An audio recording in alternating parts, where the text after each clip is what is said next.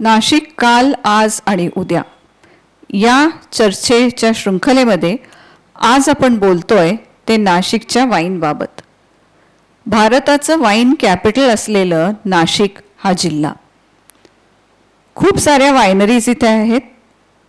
त्याला अगदी recent past असेल, म्हणजे अगदी जवळचा भूतकाळ असेल, तरीसुद्धा ही सगळी इंडस्ट्री उभं करण्याचं ते योगदान होतं.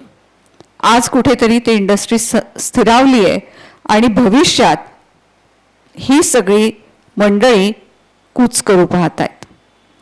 याच वाईन मेकिंगचं किंवा वाईन इंडस्ट्रीचं एक तरुण प्रतिनिधित्व आज आपल्याशी बोलणार आहे. आपण बोलतोय श्रद्धा मोरे यांच्याशी. सायलो वायनरीजच्या या wine maker, wine cultivator, marketing पण त्या बघतात, व्हरायटल्स डेव्हलपमेंटचंही काम त्या करतात. वाईन या विषयात विविध ठिकाणी, म्हणजे जसं ऑस्ट्रेलिया असेल, फ्रान्स असेल, जर्मनी असेल, लंडन असेल, इथे सगळीकडे शिक्षण घेऊन ते आलेले आहेत आणि पिंपळगाव स्थित त्यांच्या वायनरीमध्ये खूप सारं काम करू पाहत आहेत. येणारं उद्याचं चित्र कसं असेल नाशिक आणि या वाईनचं, याबाबत आपण त्यांच्याशी गप्पा मारतोय. श्रद्धा मोरेंशी बोलतेय मी, डॉक्टर वैशाली बालाजीवाले, कार्यकारी संपादक देशदूत आणि देशदूत टाइम्स. नमस्कार.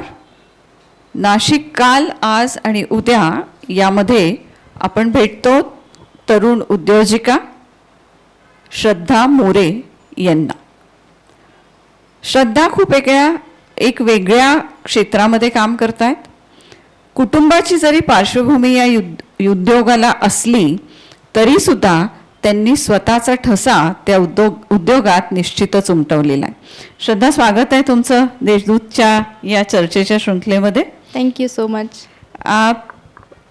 मोरे म्हटलं आणि ते सुद्धा पिंपळगावचे की ऑब्व्हियसली पिंपेन हे आपल्याला हा प्रयोग आठवतो.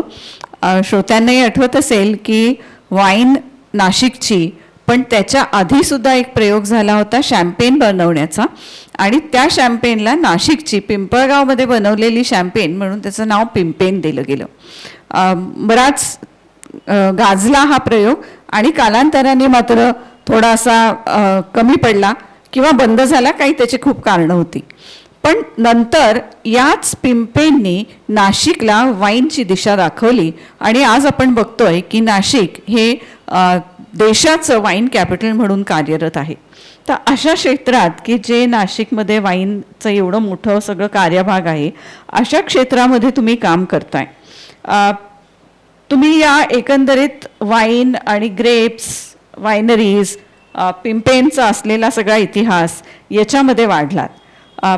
काय कसं बघता तुम्ही नाशिकच्या या कालमध्ये? जर का आपण गेलो, if we go on to the past and try and look back from where we have come, तर कसं बघताय? ॲक्च्युली जेव्हा माझ्या आजोबांनी जेव्हा सुरू केलं होतं तेव्हा लोकांना वाईन काय आहे हेच नव्हतं माहिती. बट आत्ता जर तुम्ही बघाल, दॅट सिनॅरिओ हॅज चेंज्ड. आणि मागे कसं की तेवढी क्युरिओसिटी होती, तेवढं शेतकऱ्यांचे कष्ट पण होते की फक्त शेतीवरती अवलंबून न राहता स्वतःचा एक व्यवसाय असायला पाहिजे, असं बाबांचं ते स्वप्न होतं. आणि आता आपण कुठंतरी बघतो की आता एवढ्या वायनरीज आहेत, आधी एवढ्या नव्हत्या. आता म्हणजे खूप मोठे मोठे आता जे काय एंटरप्रेन्योर्स आहेत यंगमध्ये, ते पण आता उतरायला लागलेत. हे आपण आधी नव्हतं बघितलेलं. आणि आय थिंक हा मोठा डिफरन्स झाला आहे, कारण की तेव्हा पर्स्पेक्टिव्ह होतं पण विजन नव्हतं. आता विजन आहे, टेक्नॉलॉजी आहे आणि तेवढे एक्सपर्ट्स पण आलेत. तर तो एक व्हेरी नाईसली पुट की आता विजन आहे, टेक्नॉलॉजी आहे, एक्सपर्ट्स पण आहे आणि ती हिंमत पण आहे. एक्झॅक्टली. ते करायची एक उभारी पण आहे. हो, आणि तेवढे पॅशनेट आहे. आता जेवढे यंग एंटरप्रेन्योर्स उतरलेत वाईनमध्ये, तेवढं त्याच्यामध्ये झील, पॅशन जे काही आहे ते सगळं ते वाईनमध्ये, ते अल्कोहोल बेवरेजमध्ये उतरलेलं आहे. बरोबर. जर का आपण हा पास्ट बघितला तर एकंदरीत वाईनच्या पास्टमध्ये आपण नाशिकच्याच बघितलं तर एक खूप खडतर प्रवास होता. It was not easy. It was not म्हणजे सुला म्हणजे पिंपेन नंतर जे आलं ते सुला आणि सुलामुळे एकंदरीत मिळालेली ओळख हो, हो. की आपण राजीव सामंतना क्रेडिट देतो खरंच, हे सगळं वाईन इंडस्ट्री नाशिकमध्ये उभी करायची म्हणून. आणि तेव्हा आपल्याकडे वाईन मेकर्स नव्हते. त्याचबरोबरीने उभं राहिलेलं तुमचं विन्सुरा वायनरी, त्याच्या जोडीला आलेली रेनेसान्स वायनरी आणि मग अशा एक एक करत मला वाटतं की साधारण 2005-06 पर्यंत नाशिकमध्ये एक 32 wineries, I think more than 100.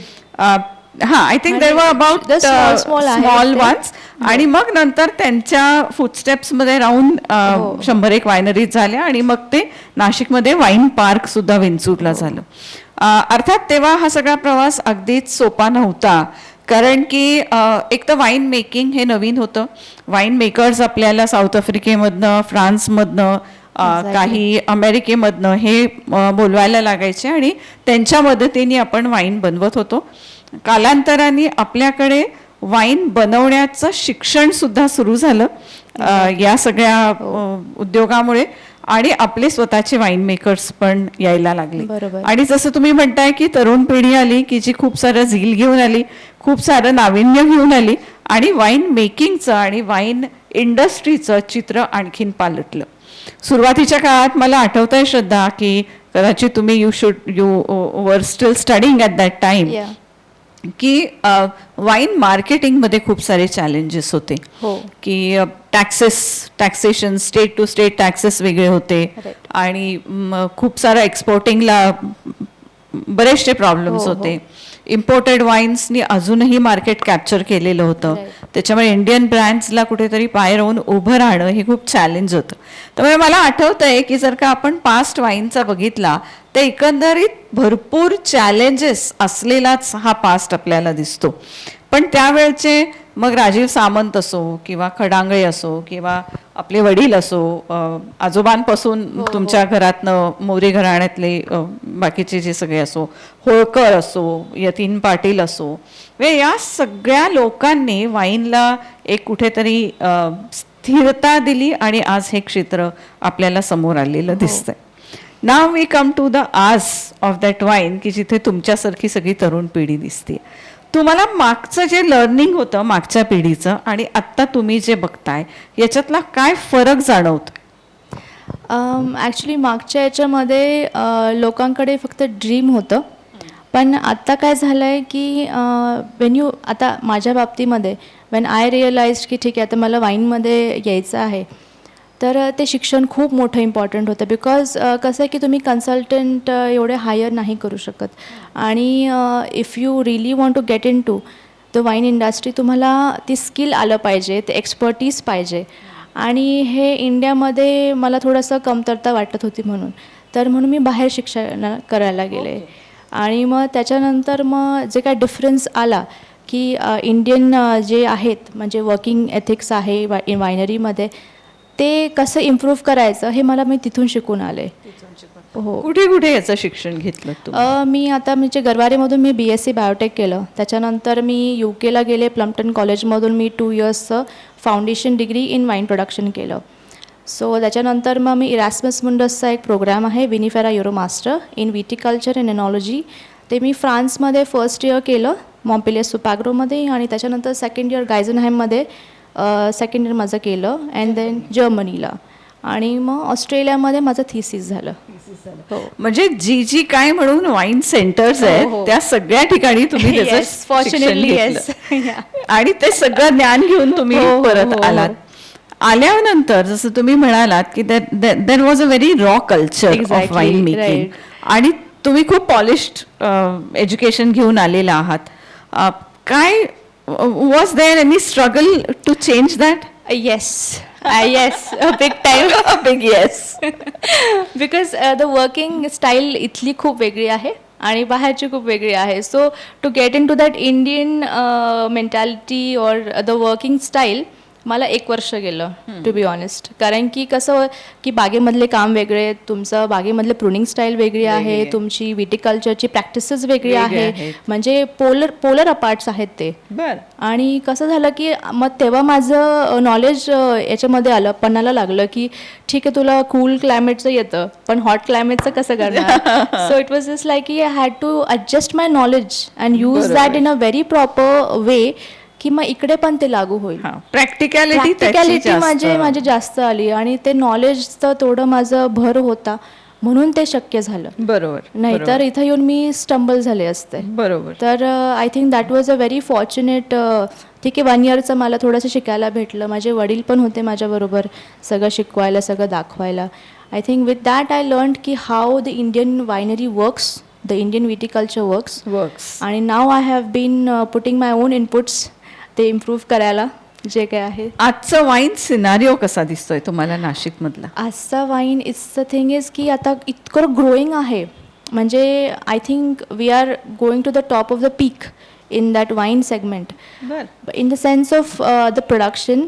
But I still feel की लोकांना जी क्युरिओसिटी आहे ना वाईनची ती अजून वाढायला पाहिजे. And I think ते होणार आहे. In next 10 years down the line, it will happen.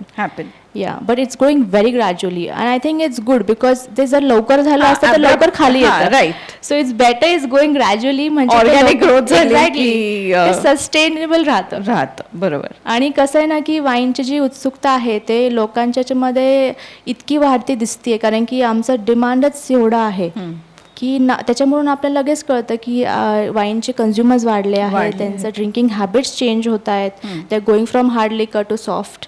So हे सगळे जे कल्चर आहे हे मग नंतर 10 इयर्समध्ये आपल्याला अजून प्रॉमिनंट दिसतील. बरोबर. आणि आता तुम्ही जे वाईन्स बनवतायत तर तुम्ही काय बदल तुमच्या वायनरीमध्ये आणला? सायलो वाईन्समध्ये काय तुम्ही बदल आणलाय? फ्लेवर्समध्ये आणलायत, व्हरायटीजमध्ये आणलायत, व्हरायटल्स काही वेगळी आली आहेत? Varieties I would say varieties आणि the way you make it. And कसं झालं आता जे आम्ही वाईन बनवत होतो दॅट वॉज नॉर्मल जेवढं इंडियन पॅलेटला सुटेबल आहे. आता इंडियन पॅलेट जेवढं मी आता ऑब्झर्व केलं ते लाईक स्वीट वाईन्स. पण जे मी जिथं म्हणजे केलेलं आहे सगळं तिथं ड्राय वाईन्स आणि क्लासिक जे आहेत तर ते मला इंडियामध्ये इंट्रोड्यूस करायचं होतं की लोकांना तशी वाईन आवडते का. आणि I have got very good response in that. तर मग कसं मी जेवढे काय चेंजेस केले that is in terms of variety. तर माझं काय प्रिन्सिपल आहे, जशी आपली सॉईल आहे त्याच्यानी जेवढं आपले इंडियन व्हरायटीज होत्या पूर्वीच्या ते आपण जर त्यांची वाईन केली तर how it will be. Because कसं होतं फ्रान्सचे they have their own principal varieties, ऑस्ट्रेलियाचे आहेत, इंडियाची काय आहे, आपण फक्त इम्पोर्ट केलेले व्हरायटीज आहेत, आपले स्वतःचे नाही आहेत अजून होते पण they have been diluted in terms of international varieties. That I am bringing it back. This is very interesting की याच्यात परत कुठेतरी माझ्याच मातीतलं उगलेलंच मला इथे रुजवायचंय असा थॉट आहे. आधीची जेवढे व्हरायटीज होते ऑटोनॉमस तर तेवढे सगळे मला परत आणायचे. त्याची वाईन मग इंटरनॅशनल मार्केटमध्ये कशी पोर्ट्रे करायची as a Indian wine industry तसं मला भर द्यायचं आहे. हे सगळं करताना marketing of wine is also one big major area. Right. So in that की मार्केटिंगचं असं करतं आमचं ऑलरेडी जे मार्केट आहे ते सेट आहे सध्या. सो मला कसं होतं की I will be introducing all those lines of beverages in those sectors. त्याच्यानंतर मग इंटरनॅशनलमध्ये कसं घेऊन जायचं हे आता माझे सगळे फ्युचर कनेक्शन्स आहेत already. So I am in talks with those people आणि hopefully in 2 to 3 years you will see some changes. Exactly. Do you expect ki or do you want some more I mean marketing मध्ये taxation आणि हे सगळ्या आपण गोष्टी खूप साऱ्या महत्त्वाच्या आहेत. As much as to develop a palette you know. Right. की जसं परदेशात wine is with your food it goes hand in with food. आपल्याकडे अजून ती कन्सेप्ट आलेली नाहीये. तर मग हे पॅलेट डेव्हलप करण्यासाठी म्हणून काय करताय? Palette develop in the sense आता सपोज कोणी आता if they are interested in wine tasting and everything. So I think palette develops gradually. It doesn't happen overnight. So if you, I would suggest whoever likes wine, go to any wineries in India, wherever it is, small, big, go and taste how much ever you can. जेवढे पण तुम्हाला taste करता येईल तेवढं करा. Then you will understand की what you like, what you don't like. तुमचं palette, तुमची मेमरी डेव्हलप होईल towards the flavours, towards the aroma. आणि हे खूप इंटरेस्टिंग आहे बिकॉज वन्स तुम्हाला जर ते पॅशन आलं की ठीक आहे मला वेगवेगळ्या वाईन टेस्ट करायच्यात, तर तुमचं कसं ते पॅलेट बिल्डअप होऊन जातं आणि you crave for more. Right. Crave for more different types of wines. So the whole experience of wine Exactly. tasting is very artistic. Very artistic. Like that, I think that's my favorite part of the wine industry. So nice. So you very rightly put in the whole earnest effort की जी तुमची generation आता या सगळ्या बिझनेसमध्ये आणतीये. Of course, you are thankful to your fathers and Yes, your of grandfathers course. for building the base Exactly. here आणि इथून तुम्हाला आता पुढे उडी Right, घ्यायची. जर का आपण म्हटलं की येत्या आणखीन 10 वर्षात, येत्या 20 वर्षात नाशिक आणि वाईन कसं असेल? I would say ki it will be next California. Wonderful. Yeah, that's what I'm hoping it to be. हां. कारण की आपण एवढं स्ट्रगल केलेलं आहे आणि जर आपली वाईन्स जगाला वी कॅन रिप्रेझेंट इट, तो why not will be the next California. I think that should be the spirit And that too with our homegrown grapes from our soil. Yes, that will be the Wonderful. main aspect and the main focus on that. मला वाटतं खरी शेतकऱ्याची मुलगी आहे ही, मातीतल्या गोष्टी करते आणि आंतरराष्ट्रीय दर्जापर्यंत त्या लेवलला जाऊन काम करण्याची स्वप्न बघतीये. तिच्याकडे भरपूर अभ्यास आहे, माहिती आहे, तंत्रज्ञान आहे आणि सगळ्यात महत्त्वाचं एक खूप पॉझिटिव्ह एनर्जी आहे. हे सगळं घेऊन मागून जी चालत आलेली वाईनची आपली थोडीशी फार भूतकाळातली नाही पण रिसेंट पास्टमधली जी हिस्ट्री आहे त्याची जाणीव आहे या पिढीला. त्याच्यावर स्वतःचा आज उभं करू पाहतायत आणि या आजमधनं नाशिकला एक वाईन कॅपिटल म्हणून त्याची ओळख आणखीन वृद्धिंगत करण्याचा प्रयत्न ही आजची मंडळी करतात. ते करताना मात्र त्यांना नाशिकची माती, तिथली द्राक्ष, तिथला शेतकरी आणि त्याचं नाव होणारं जे आंतरराष्ट्रीय पातळीला आहे ते वर घेऊन जायची ही आकांक्षा निश्चितच आहे. या सगळ्यासाठी तुम्हाला खूप खूप शुभेच्छा. धन्यवाद. थँक्यू.